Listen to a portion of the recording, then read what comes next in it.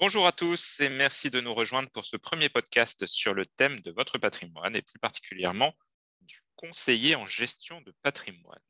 Je suis Éric Bossan du cabinet Bossan Conseil Lille et je vais répondre à quelques-unes des questions que vous m'avez posées.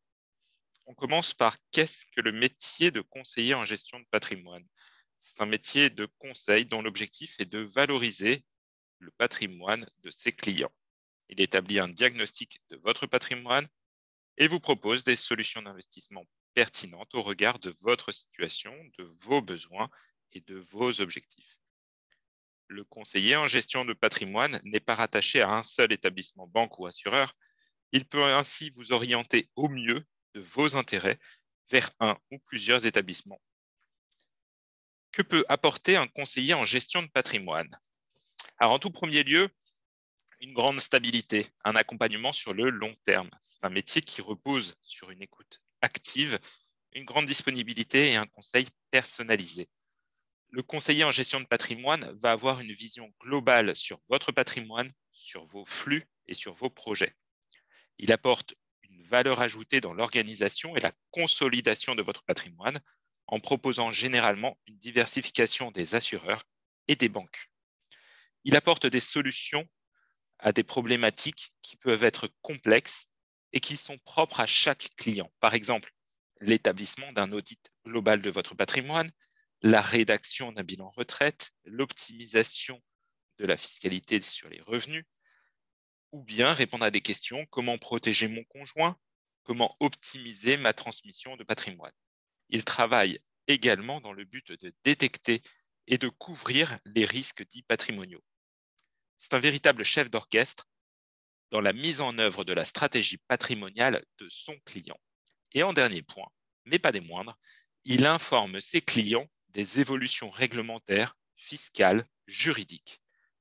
Alors, y a-t-il un minimum de revenus ou de patrimoine requis pour s'adresser à un conseiller en gestion de patrimoine? Eh bien non, il n'y en a pas. Aujourd'hui, n'importe quel client peut passer la porte d'un conseiller en gestion de patrimoine.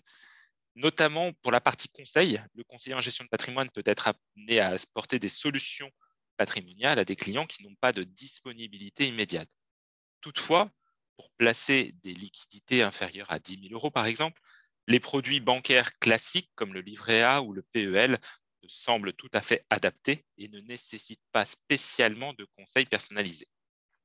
Quel est le coût d'un conseiller en gestion de patrimoine?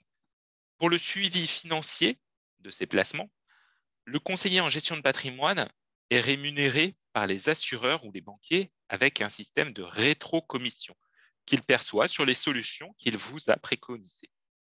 C'est-à-dire qu'une partie des commissions que l'assureur va vous prélever sera reversée au conseiller en gestion de patrimoine pour son accompagnement. Donc, dans la majorité des cas, cela ne coûte pas plus cher que de passer par son assureur ou son banquier habituel. Pour le conseil, des honoraires peuvent vous être facturés, toujours selon un devis préalable. Il est important de noter que le conseiller en gestion de patrimoine est un intermédiaire entre la banque, l'assureur, et le client. Les fonds investis par le client sont directement virés du client à la banque ou à la compagnie d'assurance sans aucun intermédiaire et donc en totale sécurité. Je vous remercie pour ces quelques minutes passées ensemble et je vous dis à très bientôt pour un prochain podcast.